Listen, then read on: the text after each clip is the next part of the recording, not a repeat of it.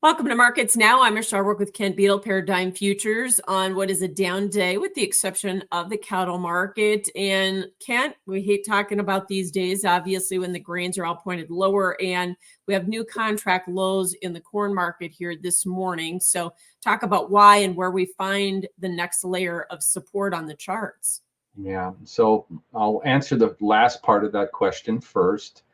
Next level of support is $4.47. That was the low made by the December contract on the weekly and monthly continuation charts from earlier in December. So that's the area that we really kind of need to hold. It's what I would call the harvest low, and I still expect it to remain the harvest low. Why are we lower today? I think there are a couple of reasons. We can start with normal farmer marketing patterns, which generally bring some selling out in that first week of the new year, and we probably saw some of that this morning. This is done because growers maybe needed to sell something or wanted to core their bins or hadn't sold anything for tax purposes and now want to get that job done. That's pretty typical and seasonal. The amount of bushels doesn't vary a lot year to year, but it is selling nonetheless. We're quite certain that we have additional speculative selling here today. And I think right now some of this is tied to shipping and worries about what's going on in the Red Sea, where Iran has actually went and put a military vessel in the Red Sea. Of course, we've had U.S. ships in the Red Sea for a couple of weeks now, trying to patrol and allow for regular commerce and regular shipping to traverse the Suez Canal and the Red Sea. We had an escalation this weekend where 2 military helicopters shot down, I think, 3 Houthi boats.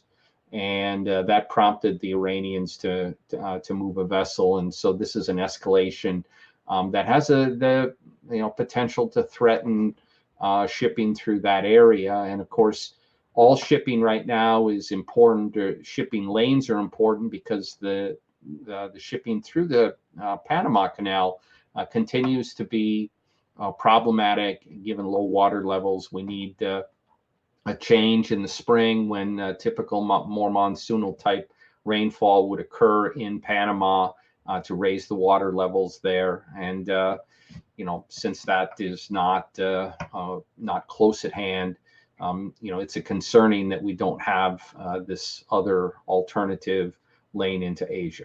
Right. And soybeans also making new lows for the move here. And is some of that tied to at least a perception that maybe South American or Brazilian weather is a little bit more favorable? Yeah, I think that's true. We did have in the forecast fairly good rainfall for Goiás, Mato Grosso, and we did see that here. Over the weekend they had quite heavy precipitation through much of the country. And, there's no doubt as dry and as hot as it's been, this is very helpful. The question is, at what level had we dropped production to and how much is this going to be able to help? Certainly it helps, later flowering plants. It helps pod set on the plants that, hadn't died. But we've also heard some pretty dire forecasts in some parts of the country that maybe missed out on some of the earlier rainfall, that some of those plants just have lost most of their yield potential. Had a lot of private estimates last week kind of coming in the 151 to 155 area, which is down essentially 6 to 10 million tons from the current USDA estimate. And we're getting some rain. We are seeing, by the way, that out on the 11 to 15 day part of the curve, that they're talking about, another lower period of rainfall with another potential spate of heat. So, it's been a roller coaster in South America this year, that's for sure. Yeah. This morning, though, like I said, new lows for the move, took out the October low. So where do you find the next area of support there? Yeah, same thing. The The support from the monthly and the weekly continuation charts is at $12.50. So that's down about another 15 cents from where things are currently trading here this morning. Yeah. And you talk about speculative selling pressure, but talk about what we've seen in the commitment of traders report, because funds have actually extended their short position in corn, maybe taken a little bit of pressure off the wheat market, but they're now short soybeans too. Yeah, they are short beans. Just moved short here last week. And I have to mention that I watch most closely what's called the CIT report, which is the middle report. It's not the old legacy report, and it's not the new report that has 16 different categories, but the one that stripped out index fund activity, which I think is something that's important. And they're short about 20,000 contracts of beans on that CIT report. They can certainly get shorter. There's no doubt about that. But we have to keep in mind that the ending stocks are 245 million bushels, according to the current USDA estimate. And that is lower than each of the last 3 years. And so, we have to ask ourselves, how much cheaper can we get? Part of the answer to that question is going to be, where do the products go? And the weakness in soybeans has been led lower by both lower meal and oil, and the fact that the crush margins over the last 6 weeks have fallen about $1 a bushel. They're still profitable for the processor, but they are much less profitable than what they were. And of course, meal and oil are both lower today as well. And some of that has been speculative selling, by the way. We've liquidated out about 75,000 contracts of meal longs, and we've taken the meal short to approximately a short 75,000 contract levels. So there's been a lot of selling in the complex here over the last few weeks. But commercials are actually long in corn, right? That is correct. Well, on the CIT report, they're short a whopping 2,000 contracts, which is negligible. In the legacy report, they're actually long corn.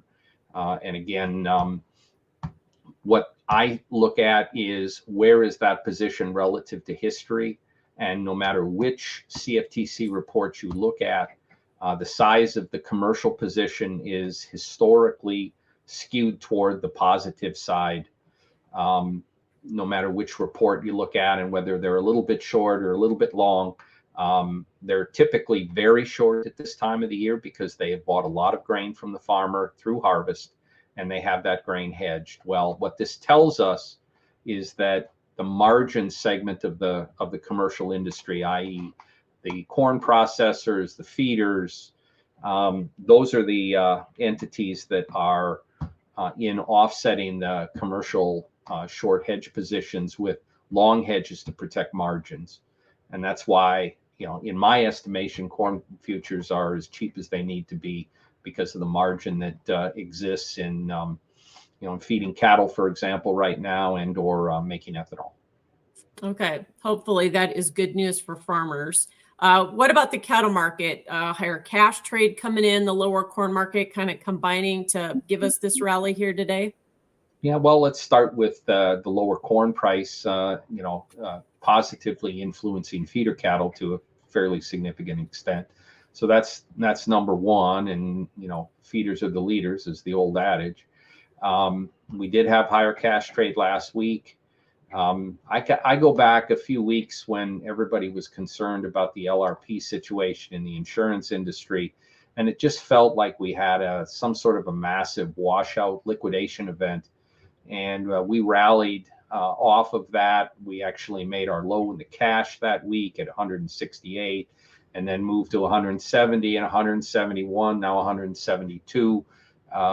It feels like that seasonal break in futures prices has come to an end, and we're starting to find some support based on what is still likely to be lower inventories of cattle here this upcoming year relative to last. Right. Hog market started off with a little bit of strength, turned mixed, and now we're lower. We are unable to hold any gains here, it feels like, in this hog market, mostly because we can't get the cash market to bottom. So do you see that situation staying that way for quite a while yet, or when does it change? Well, it typically changes around now. Yeah, usually. Usually does. Looking at the charts, this is a new low in April.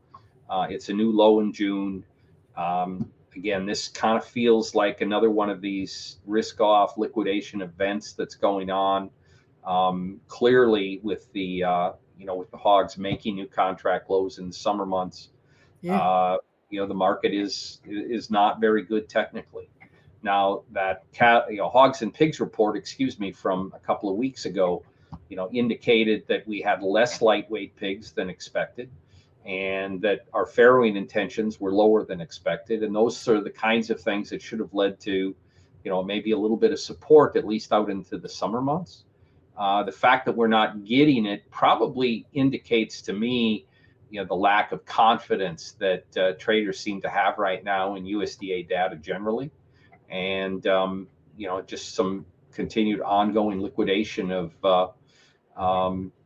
positions and/or short selling from the funds with the lower corn prices. Gotcha. All right. Well, hope for better days here in the market. Thanks for joining us, Ken Beadle with Paradigm Futures. That is Markets Now.